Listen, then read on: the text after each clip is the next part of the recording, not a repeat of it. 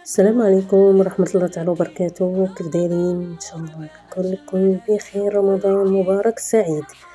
مثل ما انتم شايفين درنا كراتا بالشيفرون واللحم المفروم والبطاطا وكريم وصلصة الجبن. طلعت كتير رائعة وشهية. والكريم فوق، يعني نوعين من الكريمات، واحد جبن والتاني كريمة رائعة كتير. على بركة الله حاجتنا في بطاطا، والكمية كل واحد على حسب الذوق. أنا عملت 4 بطاطات، قطعتهم بطاطات متوسطة، قطعتهم بالشكل ده. بعد ما غسلتهم أحطهم في كسويلة سلق. بعد هضيف عليهم كمية من الملح، هتركهم يتسلقوا.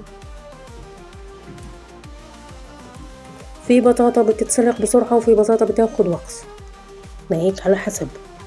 هيك بعد ما تتسلق معانا البطاطا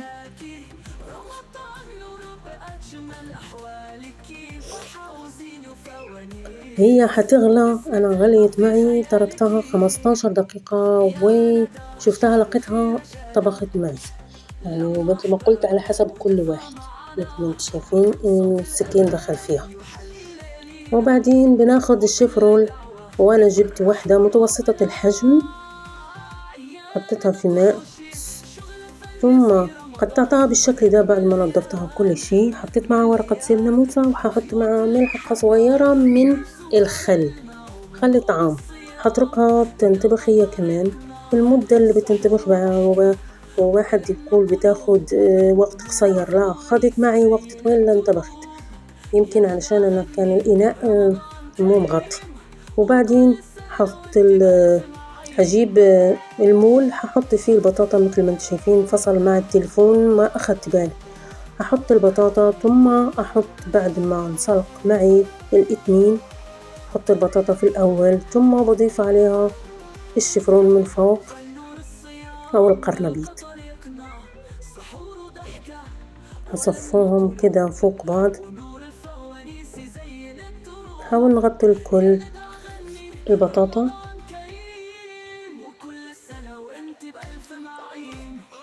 كانت كتير لذيذة، أتمنى إنكم تجربوها.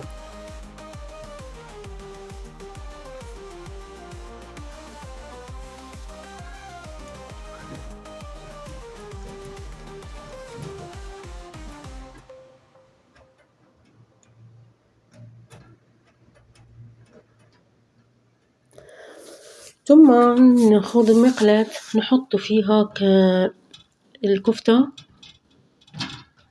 الكفتة على حسب الذوق.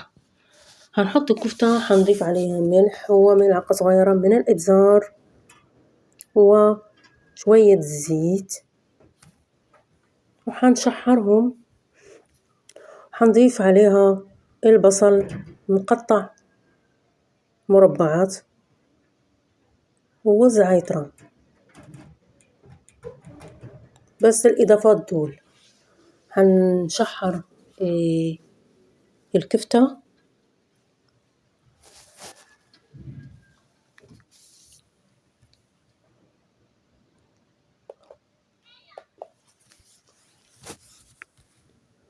لغاية ما تدبل معنا البصل وتنطبخ الكفتة. هنجيب الكريم بارو،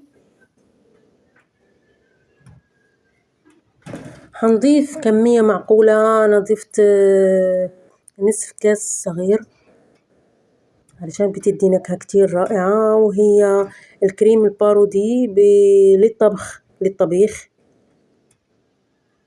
ثم صلصة الجبن دي كمان رائعة، هنضيف منها ملعقتين. هي تقيلة لهيك أنا بحاول أعصرها علشان تخرج، لكن هي مش عايزة تخرج، لكن في الأخير نزلت. نقول 3 معالق صغيرين. صلصة البارو تعرفوا إنها بتيجي كتير لذيذة لو عملتوها في البيتزا، يعني الطبقة الأولى اعملوها هي الأولى هم عملوا من فوق الصلصة بتاع الطماطم، والله بتطلع كتير رائعة.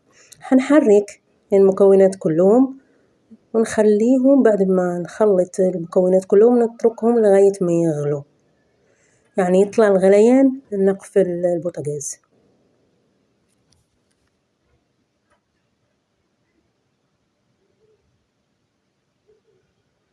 مثل ما انتم شايفين غلت معنا وكان لازم نزلها.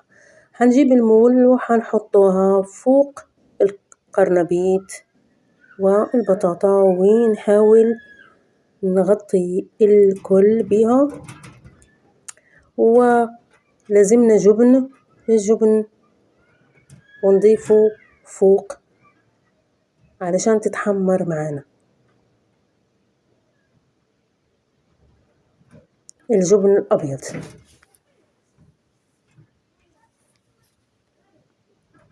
هنضيفه على السطح كله،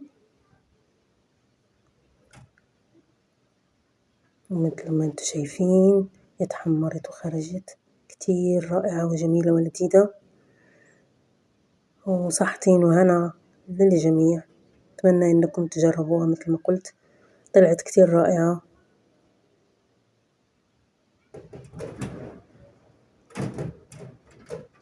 أتمنى مع السلامة في وصفة أخرى من وصفات رمضان. ربنا يتقبل طاعاتكم وصيامكم وشهية طيبة يا رب، ومبارك عواشركم.